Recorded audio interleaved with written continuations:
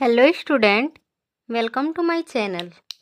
आज के टॉपिक में हम डिस्कस करेंगे ऑर्गेनिक केमिस्ट्री का जो बेसिक होता है और उनसे ही कौन कौन से रिएक्शन बनते हैं, किस किस रिएक्शन का फॉर्मेशन होता है, कितने इम्पोर्टेंट रिएक्शन होते हैं उसको देखेंगे। ठीक है, चलिए स्टार्ट करते हैं। सबसे पहले हैलोजनीकरण और सेकेंड नाइट्रीकरण एंड थर्ड है सल्फोनीकरण। ठीक है, अगर ये तो बेसिक है, इसको हम समझेंगे, ये हमारा क्लियर रहेगा, अच्छे से समझ में आया होगा तो इसी से ही हम फ्रीडल क्राफ्ट अभिक्रिया को समझ सकते हैं। और जो ग्रिग्नाट अभिकर्मक गाटरमैन अभिक्रिया होता है, रीमन टीमैन अभिक्रिया होता है, ये सब रिएक्शन जो होते हैं ऐसे ही होते हैं, इसी प्रकार से बनते हैं, तो वो हमें को अच्छे से क्लियर हो जाते हैं। ठीक है, और वो नेम रिएक्शन है जो कि बहुत ही इम्पोर्टेंट होते हैं एग्ज़ाम के लिए भी, हर जगह में, और स्टार्टिंग से लेकर लास्ट तक भी वो आते रहते हैं।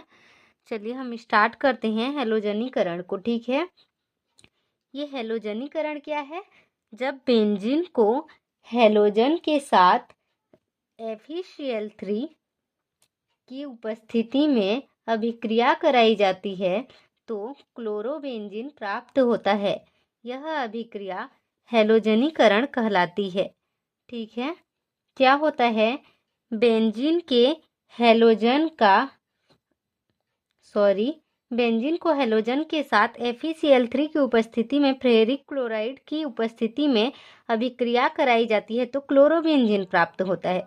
यह अभिक्रिया हैलोजनीकरण कहलाती है। ठीक है, इसे हम ऐसे भी समझ सकते हैं कि बेंजीन का हैलोजन परमाणु के साथ बेंजीन के जो हैलोजन होता है, यहाँ पे Cl2 मतलब हैलोजन है, तो बेंजीन के हैलोजन का हाइड्रोजन के साथ प्रतिस्थापन को ही हम हैलोजनीकरण कहते हैं। जो बेंजीन है और ये हैलोजन है मतलब क्लोरीन है, तो यहाँ के हाइड्रोजन को हटा के वहाँ पे जो क्लोरीन होता है, हैलोजन ग्रुप होता है, उसका एडिशन होता है, वह जुड़ जाता है। तो हाइड्रोजन का प्रतिस्थापन करके वो इसके स्थान पर जुड़ गया। यह क्रिया ही हैलोजनीकरण की क्रिया कहलाती है। क्लियर है? अब है सेकेंड देखिए, नाइट्रीकरण क्या होता है? जब क्लोरोबेंजीन का नाइट्रीकरण में जब क्लोरोबेंजीन का जो होता है उसको FeCl3 की उपस्थिति में अभिक्रिया कराया जाता है तो इसमें आर्थोडाई क्लोरोबेंजीन और पैराडाई क्लोरोबेंजीन बनते हैं। क्लोरीन के अलग अलग स्थान पर जुड़ने से यह बनते हैं। ठीक है, अलग अलग स्थान पर जुड़ेंगे, एक बार आर्थो पोजीशन पर क्लोरीन जुड़ेगा, फिर पैरा पोजीशन पर क्लोरीन जुड़ेगा।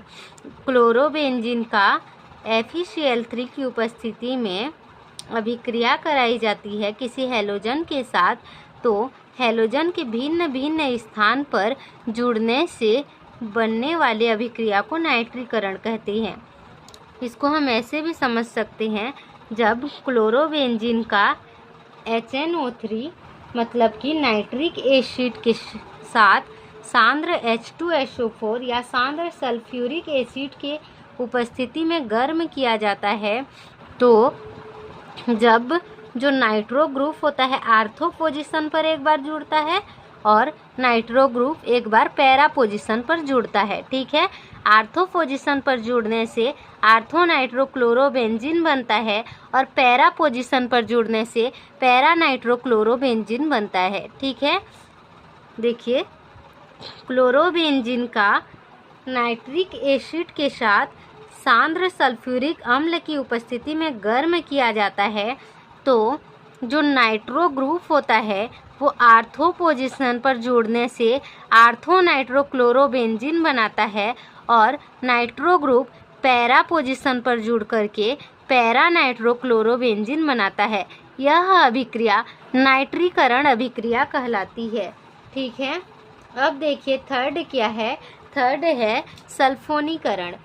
ये सल्फोनीकरण यह क्या है? यह एक ऐसी रासायनिक अभिक्रिया है जिसमें किसी कार्बनिक यौगिक के हाइड्रोजन परमाणु को सल्फोनिक एसिड मतलब -SO3H, ये है सल्फोनिक एसिड का फॉर्मूला, इस समूह से प्रतिस्थापित किया जाता है तो जो भी हमें प्राप्त होते हैं उसे ही हम सल्फोनीकरण कहते हैं।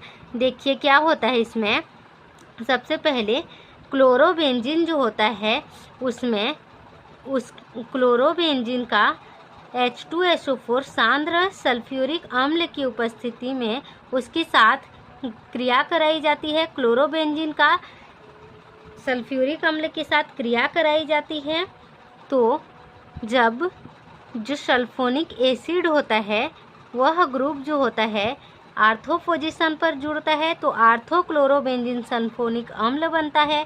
पैरा पोजीशन पर जुड़ता है तो पैरा क्लोरोबेंजीन सल्फोनिक अम्ल बनता है। ठीक है, इसमें क्या होता है देखिए, हाइड्रोजन परमाणु, जैसे कि बेंजीन ग्रुप है, हर जगह में जैसे हाइड्रोजन होगा तो हाइड्रोजन की जगह हमें उसमें सल्फोनिक एसिड का एडिशन होगा, वह जुड़ेगा। हाइड्रोजन को प्रतिस्थापन करके, जैसे कि यहाँ पे नाइट्रो ग्रुप जो था वो या फिर क्लोरो ग्रुप जो था, हाइड्रोजन को प्रतिस्थापन करके वह क्लोरीन का एडिशन हो रहा था तो क्लोरोबेंजीन बन रहा था।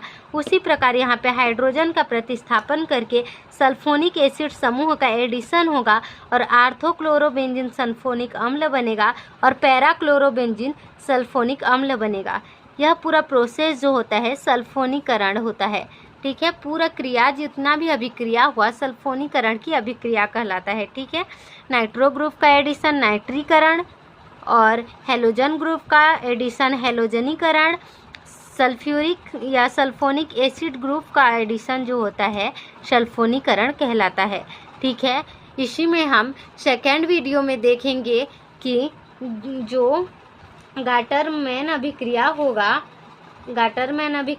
रायमंड टीमन अभिक्रिया होगा और जो फ्रीडल क्राफ्ट अभिक्रिया होगा, ऐसे ही बनते हैं।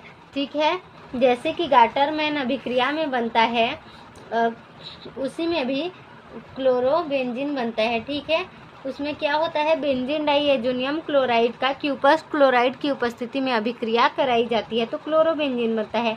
वहाँ पे नाइट्रो ग्रुप जो होता है वो हट जाता है और क्लोरीन का एडिशन होता है और फिर जो डाइएजोनियम होता है वो प्लस के रूप में बाहर निकल जाता है, फिर क्लोरोबेंजीन बनता है। ठीक है, रायमंड टीमन अभिक्रिया में भी क्लोरोफॉर्म का फिनॉल और जैसे NOH या KOH के साथ गर्म किया जाता है तो आर्थोसैलिसिलिक अम्ल प्राप्त होता है।